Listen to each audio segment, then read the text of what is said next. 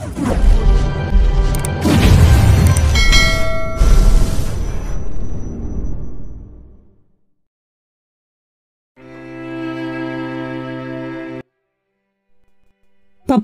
sino ba yung babaeng ipapakilala mo sa akin? Sigurado ka ba ang kaya niya maging manager ng restaurant na to? Ayaw mo ba kay Love?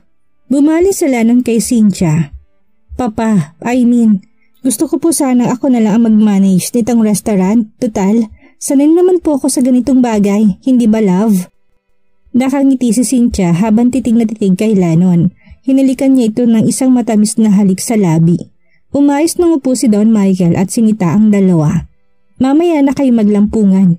Hindi ko kayo pinatawag dito para sa ganyang bagay. We're here for business. So why ni Don Michael? Ikaw naman Cynthia, hindi mo na kailangan ng trabaho. Mamayang gabi itatransfer ko na sa account nyo ang full payment for your businesses. Ipaubaya mo na sa ibang nangangailangan ng posisyon. Another thing, hindi ba't kailangan ka na yung mama at papa sa Manila? Paano mo tututukan ng maayos itong mga negosyo dito kung may iba ka pang hawak na business? Napaisip si Cynthia sa sinabi niyo ni Don Michael.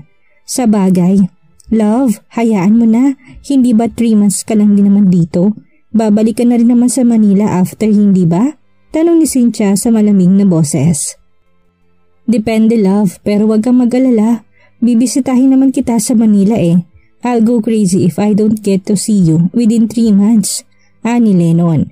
Hinampas ni Cynthia ang dibdib ni Lennon. Bolero ka talaga kahit kailan Love.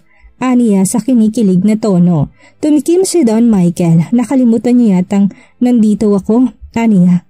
Sorry papa, bakit ba ang tagal ni Jacob? Kasama na ba niya yung kaibigan niyang i-hire niyo papa? Tanong ni Lennon. Hintayin na lang natin sila. Ang text sa akin ni Junie, nasa sementeryo pa raw sila. Pinagawan daw ng mausoleo ni Jacob ang yumaong asawa ng kaibigan niya. Uminom ng kape sa Don Michael, pinagmamasdan niyang maigi ang mukha ni Lennon. Hindi ako maaari magkamali. That child is an exact duplicate of this bastard. Hintayin ko lang ang report ng private investigator ko. Kung salungat yun sa kutob ko, paimbestigahan ko pa sa iba. Magaling na ang sigurado. Habang naghaharutan sina Lennon at Cynthia, ay biglang tumawag si Divina kay Don Michael. What is wrong with my princess? Why are you yelling this early? Don Michael asked. Papa, ayoko dito sa LNGC. Ibalik niyo na ako sa logistics company natin. Masisiraan ako ng bait dito. Reklamo ni Divina. Ang aga mo naman sumuko, iha. Unang araw mo pa lang dyan Natatawang tura ni Don Michael. Papa, I'm serious right now. I can't handle this huge company of yours. Nasaan ba si Kuya Jacob? Bakit hindi siyang pag-asikasuhin niyo dito? Call him if you need something. He's more than willing to help you since his money is at stake. Babalik naman pati ako dyan sa Manila after ko maisaayos ang bagong acquired assets natin dito sa San Martin. Isasabay ko na si Cynthia pabalik, ani Don Michael. What? Don't tell me sasama niyong makating higad na yan dito. Divina rolled her eyes. Of course not, princess. Sige na, nandito na yata sina Kuya Jacob mo. Sambit na Don Michael. Sino? Sino kasama niya papa? Ngumiting palakad-lakad si Don Michael at saka pinatay ang tawag. Nilingon niyang direksyon ng pintuan. Napalingon na rin sina Lennon at Cynthia. Jacob, uuwi na lang ako sa bahay namin. Ayoko talagang makita ang pagmumukha ni Lennon. Naiilang ako sa kanya. Nakayukong wika ni Adeline. Hindi pa rin siya bumaba ng sasakyan. Pinagbukas na siya ng pinto ng sasakyan ni Jacob. Pero parente pa rin siya nakaupo sa loob nito. Adeline, hindi ba't sabi mo kailangan mo ng trabaho? This is it. Malakas ang kutob kong trabahong iaalok sa iyo ni Papa. Nakangiting sambit ni Jacob. Kailangan ko ng trabaho pero hindi naman ako desperada. Pakiramdam ko, palagi ako nasa bingit ng kapahamakan kapag kasama kong kapatid mo. Please Jacob, ipahatid mo na lang ulit ako sa bahay namin. Pagsusumamo ni Adeline, huminga ng malalim si Jacob. Nang makita niya nakabalik na si Junie galing sa paninigarilyo, ay mas lalo siyang lumapit kay Adeline. Ayaw mo bang magiganti sa ama na anak mo? Bulong niya. Umiling si Adeline. Ang paghihiganti para lamang sa marurupok na tao. Pinakawais pa rin ang pag-iwas, bulong ni Adeline. Napatawa si Jacob, napalingon siya sa kanyang likuran nang maramdaman niya ang presensya ng kanyang papa. What's going on here? Bakit hindi pa kayo pumasok sa restaurant? Nakangiting tanong ni Don Michael. Papa, bati ni Jacob sabay mano. Hello po, good morning. Ani naman ni Adaline. Nag-away ba kayo? Halinhinang tinignan ni Don Michael sina Jacob at Adaline.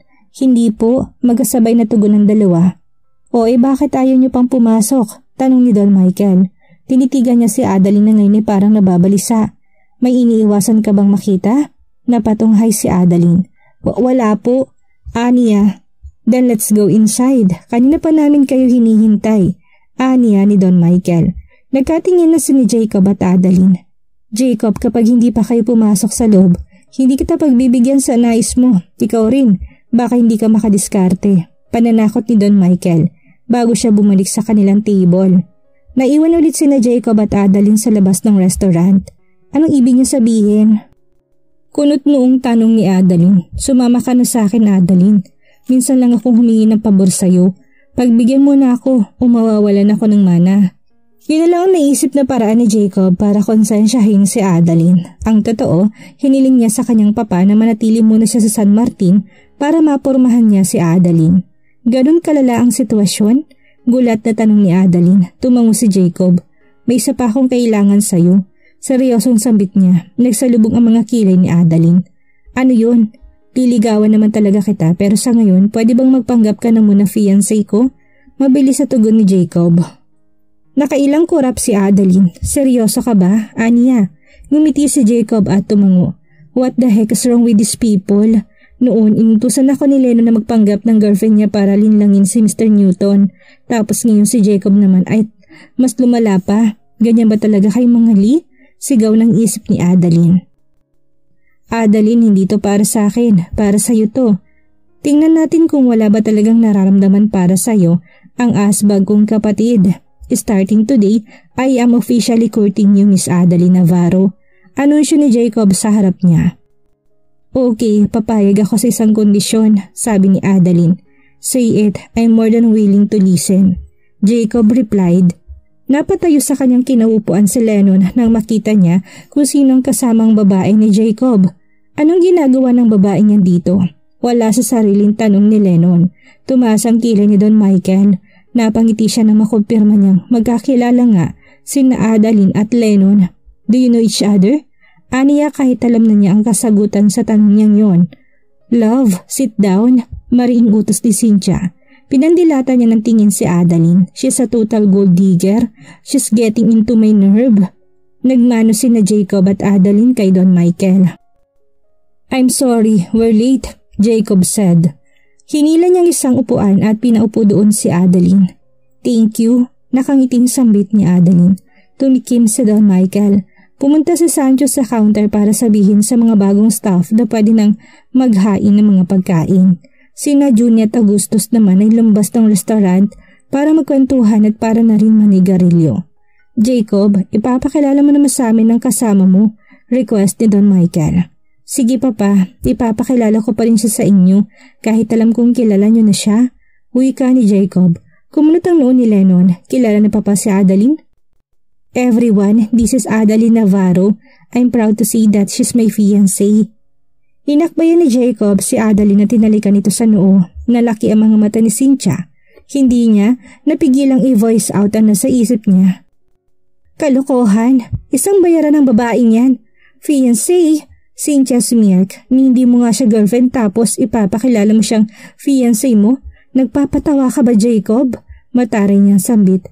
Looks like someone's jealous and excuse me, hindi ako bayarang babae. Kahit pa ipagtanong mo yan sa buong San Martin. Pabalang nasambit ni Adaline. Inikot ni Cynthia ang kanyang mga mata at saka siya tumawa ng pagak. Nagawa mo nga magpanggap na girlfriend ni Lennon sa harap namin ni na Mr. Newton eh. No wonder na palabas niya lang din ang lahat ng ito. Now tell me, magkano binayad sa'yo ng ex-boyfriend ko para magpanggap na fiancé niya? Kumpiyansang sambit ni Cynthia. Napanganga siya na biglang hinalikan ni Jacob si Adaline. Laking gulat niya nang hindi man lang pumigla si Adaline. She even kissed him back. Nakangiting humarap si Jacob kay Cynthia. Siguro naman sapat na yon para maniwala ka. Napalunok si Cynthia. Tila umurong ang kanyang dila. Bakit ba masyado kayatang affected? Hindi ba't girlfriend ka na ni Lennon? Don't tell me. Stop it, Adeline. I'm not affected. Nasinok si Cynthia as sinabi niya. Tanda na nagsisinungaling siya. Mahal ko si Lennon and I'm done with that freak. Nagulit lang ako dahil pinatulan ka ni Jacob. Wait, ginayuman mo ba siya? Oh my! Umaktong gulat na gulat si Cynthia. Time flies so fast. Parang kailan lang si Lennon ang dinadown mo dahil siya ang ex-boyfriend mo tapos ngayon tatawagin mo namang freak si Jacob. Natatawang sabi ni Adeline. Nauubos na rin talaga ang pasensya niya kay Cynthia. I'm not interested about your opinion so shut your love, stop it. Hindi na ba kayo nahihiya? Nandito si Papa oh. Suway ni Lennon habang hinihilot ang kanyang sentido. No love, papayag ka bang maging part ng pamilyang sanggol digger / social climber / liar na katulad ni Adeline? Obvious naman na pera lang ninyong mangali ang habol niya. Giit ni Cynthia. I said stop it. Nasa harap tayo ni Papat ng pagkain. Sigaw ni Lennon. Natigilan ng lahat dahil sa lakas ng sigaw ni Lennon. Kayong lahat kumalma kayo. Let's eat first. Lalamig ang pagkain. After this, let's get into business. Natatawa ang sambit ni Don Michael. Matapos kumain na nagsimula na magsalita si Don Michael. I took over Cynthia's family businesses here in San Martin. Now Jacob and Lennon, listen. This is not about competition. This is about teamwork. Gusto ko ipakita niyo sa akin kung gaano kayo kahusay. I don't care about your ways. Ang gusto ko lang ay makakita ng malaking pagbabago sa estado. Hindi na sa ating mga bagong negosyo, kundi maging sa bayan ng San Martin. Paunlarin niyo ang bayang ito, buhayin ninyong naghihingalong ekonomiya ng lugar na to. Litanya ni Don Michael. Papa, I can make it by myself. Ayoko makatandem sa Jacob, tutol ni Lennon. Jacob gritted his teeth when he heard it, as if naman gusto ko makasama ka sa kahit anong trabaho. Asbag kong kapatid, asik naman ni Jacob. Ngumiti lang si Don Michael sa kanyang mga naririnig buhat sa dalawa niyang anak. Batid niya kung gaano nila kinasusuklaman ang isa't isa. Ang totoo, wala siyang pakialam kung masayang ang investment niya at kung mabigo man silang pasiglahin ang ekonomiya ng San Martin. Ang nais niya lang ay maging maayos ang samahan ng magkapatid. Love, tamang sinabi mo. Kayang-kaya mo paunlarin ang munting bayang ito na hindi nangangailangan ng tulong ng kuya mo. Senyor, with all due respect, let Lennon handle our business alone. Sabi ni Cynthia habang nakapulupot ang kanyang mga kamay sa bisig ni Lennon. Umayos na upo si Adeline matapos niyang uminom ng tubig. Darling, pumayag ka na sa nais ng iyong papa. Two heads are better than one, hindi ba? At saka isipin mo, we can spend more time together kapag may katulong ka sa pagmamanage ng mga negosyo ng papa mo. Another thing, baka bigla kang pumangit dahil sa stress. Naulit mo rin sa akin na kailangan mo ring i-guide yung kapatid mong babaeng sa pagpapatakbo ng main business niyo, hindi ba? At saka hindi naman ganun kaunlad ang buhay dito sa aming baryo. Kaya sigurado kung hindi magiging madali ang lahat, you need someone who's capable, just like you. Suwestyon ni Adeline. Darling, nahihibang na siya, anisin siya sa kanyang isip. Biglang pumalakpak si Don Michael. Adeline, you got my point. Let me give you an applause. My eldest son is lucky to have you, Aniya. Halos maputo lang takong ng sandas ni Cynthia nang ituon niya ito ng madiin sa sahig. Nakakuyom ang kanyang mga kamay sa ibabaw ng mesa. Uminom ng malamig na tubig si Lennon para pakalmahin ang kanyang sarili. Sobrang daming tanong ang naglalaro sa isip niya ngayon. Ang tanging bagay lang na sigurado siya'y pinaglalaroan siya ng kapatid niya at ng babaeng sinaktan niya noon. Papa, I'm glad na nagustuhan mo si Adeline. Actually, kaya ayaw niyang bumaba kanina sa sakyan ay dahil natatakot siya sa'yo. Nagtatawa na sina Adeline, Jacob at Don Michael. Wala namang nakakatawa, bulong ni Cynthia. Iha, what did you say? Nakangiting tanong ni Don Michael. Wala po, tugon ni Cynthia. Papa, sino nga pala magiging manager ng restaurant na to? Jacob and I will be busy managing other restaurants and bars. Hindi pa yata napahinto sa pagsasalita sa Lennon nang maalala niya sinabi na kanyang papa kanina. Shit, don't tell me. Tumayo si Don Michael, nagkunwari itong nakatanggap ng mensahe sa kanyang cellphone. Divina needs me. Anyway, regarding your question, Adeline will manage this restaurant. I like her attitude. Sobrang swerte mo talaga sa kanya, Jacob. Ani Don Michael. Napatayo si Cynthia. Namumulan ng kanyang muka dahil sa sobrang inis. She's not qualified enough. Alam niyo ba, senyor, na may anak ng babaeng yan? Nanggagalaiting sambit ni Cynthia. Ano sabi mo? May anak si Adeline? Hindi makapaniwalang turan ni Lennon. Namilog ang mga mata ni Adeline nang biglang kinanta ni Cynthia ang lihim na pinakaiingatan niya. Tatayo na sana siya para lisanin ng restaurant nang bigla siyang hawakan sa kamay ni Jacob. Umiling ito sa kanya habang nangungusap ang mga mata. Calm down, bulong ni Jacob.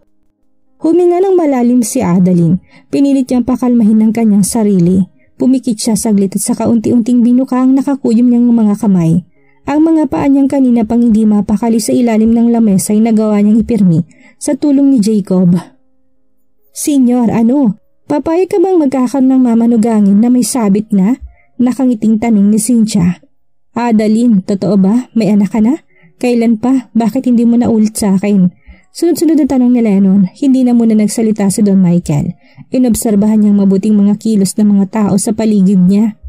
Totoo ang sinabi ni Cynthia. Mahinang sabit ni Adeline. See? I told you, senyor. Isang kalad-karing babae ang babaeng yan. Dinuro ni Cynthia si Adeline at pinandilatan ng mga mata. Girl, kung ako sa'yo, babalik na ako sa putikang pinanggalingan ko. Huwag mo nang tangkaing maging parte ng pamilyang Lee. Masyadong mataas ang pangarap mo. Nasa tuktok sila samantalang ikaw nasa laylayan. Aniya. Hindi makapaniwala si Jacob sa kagaspangang ugali ni Cynthia. Buong akala niya na humaling siya sa isang anghel. Nagkamali pala siya. Mabilis siyang tumay tinampas na malakas ang mesa. Patay na ang dating live-in partner ni Adeline. Nakita mismo ng dalawa kong mga matang libingan ng ex-boyfriend niya. Kapag ba single mom, wala nang karapatang magmahal ulit? Kalad ka rin bang tingin mo sa kanila? Ako kasi hindi. Jacob smirked before he set his eyes on his brother. At ikaw naman, Lennon, bakit gulat-gulat ka malaman na may anak si Adeline? May matres siya, malamang pwede siyang magdalang tao. Oo nga pala, ex-girlfriend mo ang girlfriend ko. Iniisip mo bang baka naanakan mo siya 7 years ago? Hinawakan ni Adeline ang kamay ni Jacob at pinisilyon. Jacob, please, tama na, Aniya. Kumunot ang noo ni Don Michael. 7 years ago? Her kid is 7 years old? Ani ng isip niya. Mas lalo lamang siyang naghinala sa kanyang narinig buhat kay Jacob. Subalit agad din niyang napawi nang biglang mag-text ang kanyang private investigator. Senyor, totoo pong salaysay ni Miss Adeline. Patay na pong ama ni Noel. Nakumpirma ko na rin po yun sa mga nakakilala sa kanya sa bayang ito. Ikinuyom ni Don Michael ang kanyang mga kamao. That kid really looks like Lennon. Kailangan ko ng isa pang mag-iimbestiga. Kapag ganun pa rin ang resulta, I will not allow Adeline to become part of my family. Sa ngayon kakampihan muna kita. Imposible magbunga isang gabing pinagsaluhan namin. Nahihibang ka na ba para isipin niya, Jacob? Ani Lennon. Adeline clenched her jaw upon hearing it. Ang mga mata naman ni Cynthia biglang tumirik pa itaas. Napahawak si Lennon sa kanyang mga pisngi na makatanggap siya ng mag-asawang sampal mula kay Cynthia. Why did you slap me? Inis na tanong ni Lennon. You cheated on me. 7 years ago? Tinikman mong nerd na yan? Kaya ba nandun siya sa harap ng condo unit mo noon? Nilinang mo ko, Lennon, sigaw ni Cynthia. Ngayon ay napagdugtong-dugtong na niyang mga pira-pirasong detalyeng naglalaro sa utak niya. It's already in the past, love. There's no feeling involved. I chose you back then and I'm still choosing you until now. Hindi pa ba yun sapat sa'yo? Ani ni Lennon. Why did you do it? Matapang na tanong ni Cynthia. Nanginginig na siya sa galit. She felt disgusted towards herself. Mali si Jacob dahil siya palang ang nakakatikim at tinitikman ito at buong akala niya siya palang din ang nagagalaw ni Lennon. She couldn't believe na nagpasawsaw siya sa masawsaw sa iba. Why did I do it? I heard you moaning inside my stepbrother's room and I confirmed it with my own eyes. Ano, masaya ka na? Ani ni Lennon bago mag-walk out sa table. It was his first heartbreak. Sa tuwing maalala niya ay bumabalik ang matinding kirot sa kanyang dibdib. Napanganga si Cynthia sa kanyang narinig. Walang imik niyang sinundan sa Lennon. Napailing si Don Michael sa kanyang mga nasaksihan. Talagang magulong utak ng kanyang 2 anak na lalaki. Nag-aaway sila dahil lang sa isang babae. Hindi niya rin mawari kung ano bang meron kay Cynthia bukod sa ganda ng mukha nito at katawan. Kaya niyang ipa-arrange marriage ang mga anak niya kung gugustuhin niya, pero dahil sa takot na baka magaya lang ang mga ito sa kanya ay hinahayaan na lang niya ang mga ito. Papa, okay lang naman 'di ba? Biglang tanong ni Jacob. Ang alin? Na girlfriend ko si Adeline. Matipid na tugon ni Jacob. Ngumiti si Don Michael. As long as you're happy with her, no problem. Sagot niya. Niyakap ni Jacob si Adeline at tinalikan ito sa noo. See, there's nothing to worry about. Sambit ni Jacob. Ngumiti lang si Adeline. Medyo nailang na siya sa ginagawa ni Jacob. Napalingon siya sa direksyon kung saan huli niyang nakita ang likuran ni Lennon. Lumapit ang isang waitress sa kanilang table. Do you have any additional order po? Magalang na tanong ng waitress. Wala na iha, maglinis na kayo ng mga pwesto niyo't umuwi kayo ng maaga dahil simula bukas magiging busy na kayo. Jacob, start na bukas ng renovation. Dito na muna kayo jumuti ni Lennon. Samahan niyo muna si Adeline. College graduate ka naman iha, hindi ba? Tanong ni Don Michael. Opo, senyor. Matipid na tugon ni Adeline. Papa, alam mo bang dati nang employee si Adeline sa LNGC? Bida ni Jacob. Talaga ba? What happened back then? Natanggal ka ba sa trabaho o nag-resign ka iha? Nakangiting tanong ni Don Michael. Napilitan po ako mag-resign dahil nabuntis po ako noon. Kinailangan ko pong dalhin ang anak ko dito. Kailangan niya po ng sariwang hangin at tahimik na paligid. Sagot ni Adeline. Tumango si Don Michael. May punto ka naman. Kung sakaling hindi magtagumpay ang mga negosyo ko dito, you can go back to LNGC. Aniya. Naku, nakakahiya naman po. At saka may kaibigan po kasi ako mag-alok na rin ng trabaho sa Manila. Gagawin din po niya full scholar ang anak ko. Sorry to say po pero kahit maging successful or hindi ang mga business niyo dito sa San Martin, I still need to resign. I want to give my child the best education. Sana po maunawaan ninyo ako, sabi ni Adeline. Oo naman, hindi naman kita pipiliting manatili dito kung may mas magandang opportunity pa para sa'yo. Wika ni Don Michael. Nakahinga ng maluwag si Adeline at least bago sila ipakaon ni Divina ay makakapag-ipon pa siya. Sayang din na 3 buwan kung tutungang at makikipagmaritas lamang siya sa mga kapitbahay niya. Okay na ba papa? Iyahatid ko na si Adeline pa uwi ng bahay niya. Ani ni Jacob. Renovation pa lang naman bukas. Balik na lang ako next week para i-meeting ulit kayong 3. Siya nga pala Jacob, please tell your brother na pagsabihan ng girlfriend niya. Masyadong matabilang dila. Ayoko may mag-skandalo sa loob ng mga usaling pag-aari ko. Sabi ni Don Michael. Okay po papa, nakangiting tugon ni Jacob. Anyway, Adeline, bukas simula ng pagpasok mo dito. Since it's weekend, asahan kong isasama mo dito ang anak mo. I'll be happy to see him before I go back to Manila. Don't disappoint me. Don Michael pleaded. Nagkatinginan sina Jacob at Adeline.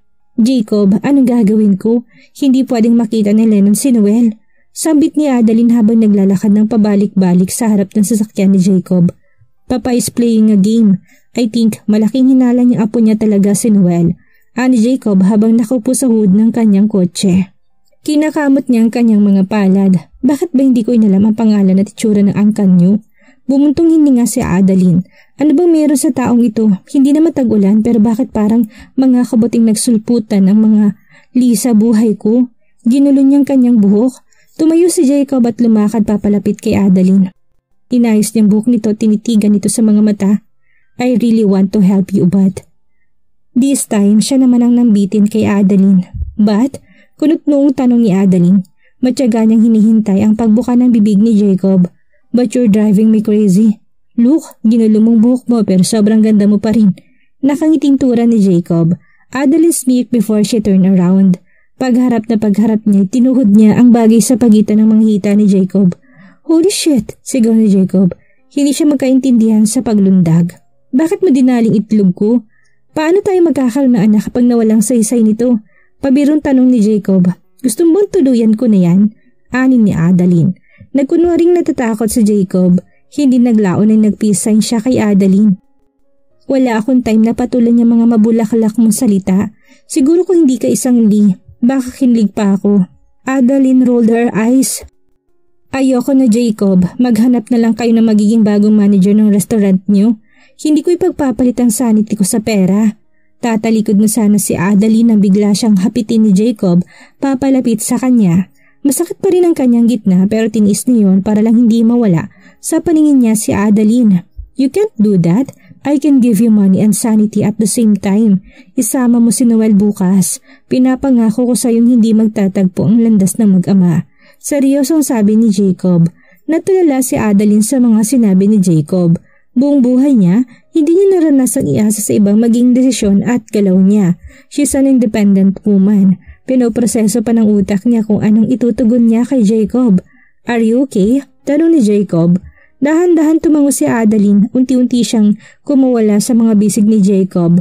Kapag nagpakita ko dito bukas kasama anak ko, ibig sabihin noon ay nagtitiwala ko sa mga sinasabi mo.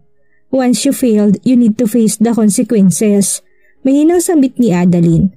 Napakamot si Jacob sa kanyang ulit umiwas ng tingin. Sige, matipid na sagot niya. Hindi na niya tinanong ang tungkol sa consequences na sinasabi ni Adeline. Okay, bukas mo na malalaman ang desisyon ko, ani ni Adeline. Nang makita ni Jacob na paparating sina Cynthia at Lennon ay agad niyang hinawakan ang kamay ni Adeline. Hinigit niya ito't palapit sa kanya tinakbayan. Iniikot ni Cynthia ang kanyang mga mata. Nang makita niyang magka-holding hands habang nakakbay ang isang kamay ni Jacob sa balikat ni Adeline. Are you jealous? Lennon asked. No, Cynthia replied. Tumigil sa paglalakad si Lennon at hinarap si Cynthia. Then why did you roll your eyes? I clearly saw it. You're being paranoid again. Hindi na ako babalik sa kuya mo. Kontento na ako sa'yo. Ani Cynthia. Maraming beses ko na yung narinig buhat sa'yo, love. Natatawang sambit ni Lennon. And this will be the last time. Paniniguro ni Cynthia. Then prove it to me, love. Showing me that you really choose me over him. Lennon said with full of authority. Okay, ano gusto mong gawin ko? Tanong ni Cynthia. Marry me. Seryosong sambit ni Lennon. Kinuha niya sa bulsa ng kanyang coat ang singsing na binili niya noon para kay Cynthia. Wear this ring as a sign of your loyalty and love. He added. Matagal na tinitigan ni Cynthia sa mga mata sa Lennon. See, you can't do it. Love, iisa lang ang puso natin. Hindi pwedeng dalawang laman yan. Tinuro ni Lennon ang dibdib ni Cynthia. Tumikim si Cynthia at tumingala. Bigla niyang nilahad ang kamay niya sa harap ni Lennon. Tumaas ang kilay niya na titigan lamang ng boyfriend niyang kamay niya. Love, isusuot mo ba yan sa daliri ko? Gusto mo ako pang magsuot niyan sa daliri ko? Nakangiting sabi ni Cynthia. Halos lumaglag ang luha ni Lennon. Walang pagsidla ng kanyang kasiyahan sa mga oras na yon. Sa wakas ay pumayag na si Cynthia sa nais niya. It's one of his dream. Cynthia is his ideal wife. She's a trophy wife for him. You're not kidding, right? Paglilinaw ni Lennon. Mukhang mang nagbibiro ako, love, tugon ni Cynthia. Nangangatal ang mga kamay ni Lennon habang sinusuot sa palasingsingan ni Cynthia ang singsing. Hindi na niya napigilan ang kanyang luha. Niyakap niya si Cynthia at hinalikan ng mabilis sa labi nito. Let's brag about our coming wedding, Lennon said. Tumango si Cynthia at sumunod kay Lennon. Ngayon ay naglalakad na ulit sila papalapit sa kinakaroonan ni Adeline at Jacob. Act natural, okay? Huwag mo ipahalata sa ex ko na nagpapanggap lang tayong dalawa. Besides, liligawan din naman talaga kita. Paalaala ni Jacob kay Adeline. I got it, Jacob. Ani Adeline. Tumingin si Jacob kay Adeline habang nakataas ang isang kilay. No more kisses, okay? Lumagpas ka sa bilang, ha? Nilalabag mo ng isa sa mga kondisyones ko. Babala ni Adeline. Nagbilang sa kanyang daliri si Jacob. Oo nga no, sorry, nakangiti niyang wika. Derriere, bulong ni Adeline. Inayos na Cynthia ang kanyang pulang dress bago kumapit na parang tuko kay Lennon. Love, sabi ko naman sa'yo sa kabilang side mo na lang dapat pinark ang sasakyan. Nakakita na naman tuloy tayo namang hindi ka nais-nais. Matari na sabi ni Cynthia habang nakatingin kay Adeline. Excuse me, are you pertaining to us? Kunot-tong tanong ni Jacob. Hala, bakit mo alam na hindi kayo kanais-nais? Siya nga pala, since you're still my love family, invite namin kayo sa engagement party namin tomorrow night. Huwag kayong mawawala ha, mapang-asar na wika ni Cynthia. Nagsalubong ang mga kilay ni Jacob, napako mga mata niya sa singsing na suot ni Cynthia. Tumawa siya ng mapait. So you accepted Lennon's proposal? Ani Jacob, is there any reason to reject it, my dear Jacob? Cynthia asked as she stared seductively in Jacob's eyes. Well, I am happy for both of you. Finally, you already realize whom you truly love. Sabi ni Jacob kay Cynthia. Yes, ang totoo, nagsisisi akong sinayang ko mga oras ko sa'yo. But yeah, Si Lennon ang totoo kong mahal at hindi ikaw. Ani ni Cynthia. Congratulations po Sir Lennon at Miss Cynthia. Adeline said as she plastered a fake smile on her face. Thank you. I'm on my way to become an officially. Good luck sa iyo ha. Sana sa altar ka rin ayain ni Jacob at hindi lang sa mga pipitsuging mga motel. Pinasadahan ni Cynthia si Adeline mula ulo hanggang paa. Nagpanting ang tenga ni Jacob sa kanyang narinig. Tinignan niya si Adeline at napansin niyang namulang mukha nito. Pinisil niya ng marahan ang kamay ni Adeline at tinignan ito ng diretso sa mga mata. Don't worry, I got you. Bulong ni Jacob. Ibinaling niya ang tingin niya kay Lennon na ngayon ay halatang nagpipigil ng tawa. Bastard, take care of that witch. Don't let her ruin our name. Papa will not be happy if that happens, right? Speaking of, sabi nga pala ni Papa, pagsabihan mo raw ang girl. Huminto saglit sa Jacob sa pagsasalita at tumawa ng pagak. Fiancé pala, pagsabihan mo raw siya na kontrolin ng emosyon niya. Ayaw ni Papa sa maingay at mga iskandalosa. Nakangiting sambit ni Jacob. You son of a... Susuntukin na sana ni Lennon si Jacob nang bigla siyang pigilan ni Cynthia. Umiling ito habang nakatingin sa kanya. Pinagbuksan ni Jacob ng pinto ng sasakyan si Adeline. Darling, hop in. Sambit ni Jacob. Tinignan niyang muli si Lennon at Cynthia. We will attend your party tomorrow night. Don't forget to send us the details. Ani ni Jacob habang nakangiting pumapasok ng kanyang sasakyan. Ang turo sa akin ni Mama, wag na wag ka raw papayag na tapak-tapakan ka ng ibang tao, lalo na kapag wala naman silang ambag sa buhay mo. Seryoso ang sambit ni Jacob.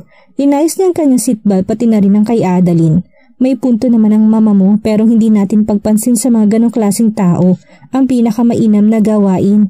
Silence is also power.